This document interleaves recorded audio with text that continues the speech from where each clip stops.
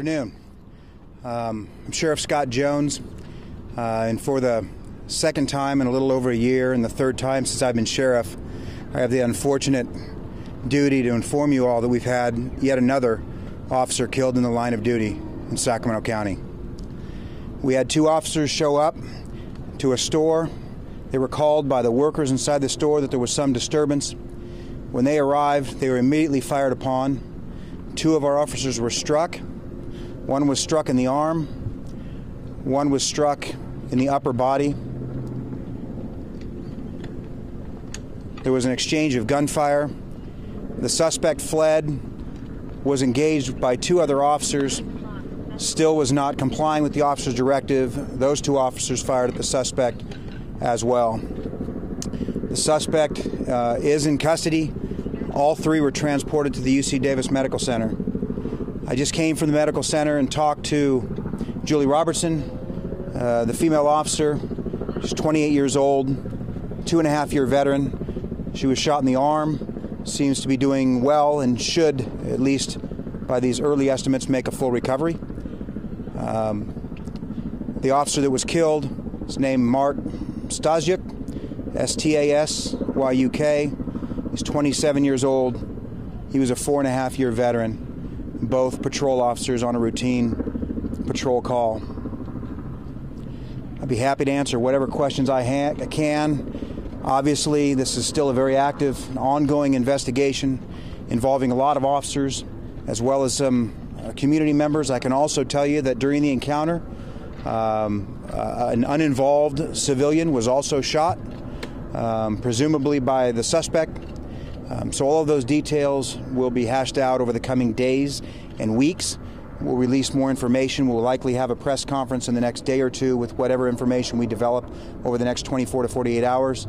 And then, of course, the investigation will be ongoing from here. What can you tell us about the call for service at the Pep Boys? I don't know. I haven't reviewed the call for service. Obviously, the CAD dispatch with all of its updates is quite lengthy. I can tell you that there was nothing to, at least in the initial call, that alerted the subjects of a heightened sense of awareness that the subject might be armed. So they were arriving at a very, what we would consider a routine call of a business owner having a conflict with a customer. You know which of the officers actually fired back? I believe the two officers, I know the female officer fired back. I believe that Mr. Stasyuk fired back as well, and I know there were two other officers that also fired at that secondary scene. What's the time span between all of these shots? Can you spell their names? Yeah, actually, I'll take care of it. I'll get you their names later.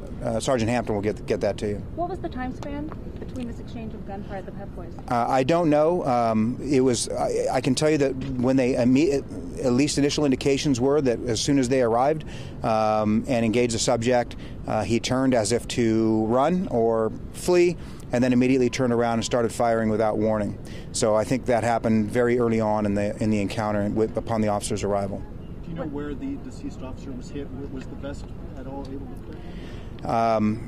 I can tell you that the fatal round was not in the vest. That's all I'll say at this moment. What's the suspect's condition? I don't know. I know that the suspect was alert and talking to officers when he was taken into custody.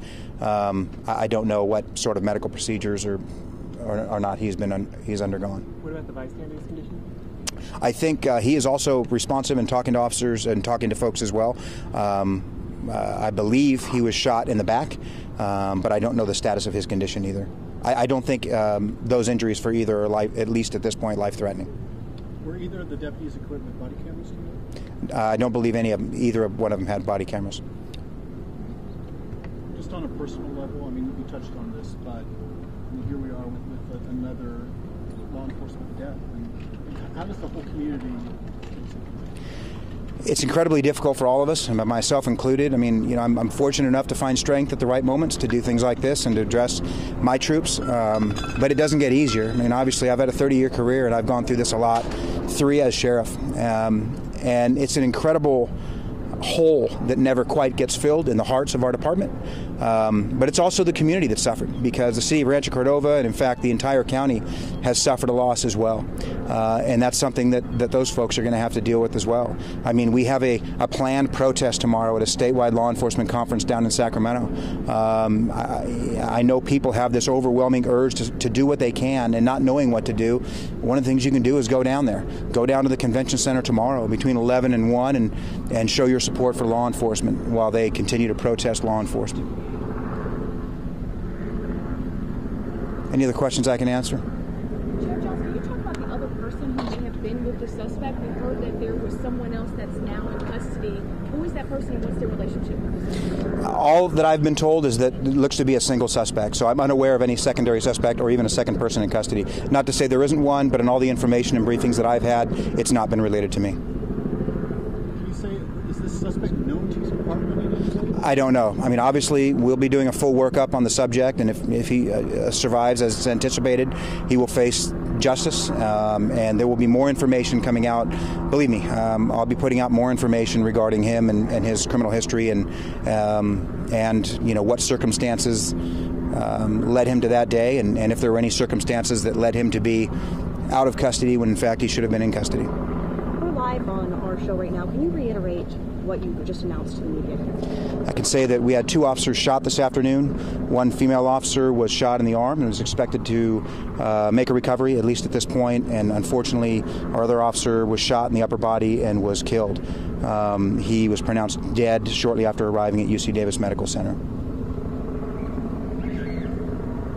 How far did the suspect get before when you find him? I'm not sure. I haven't been out to the scene, so I don't have a spatial value for that. So our details right now are pretty limited as far as what occurred at this incident, from the time it started, before officers arrived, until officers got there and addressed the issue. We will be holding a press conference in the next couple days, advising you folks a little more information as it comes in. The details we have are very limited at this point. Obviously, the officers initially that were on scene are being hospitalized, and one of them has been deceased. So if you'll just be patient, we'll try to provide you updates as we can. We'll move forward with this, and patience would really be appreciated.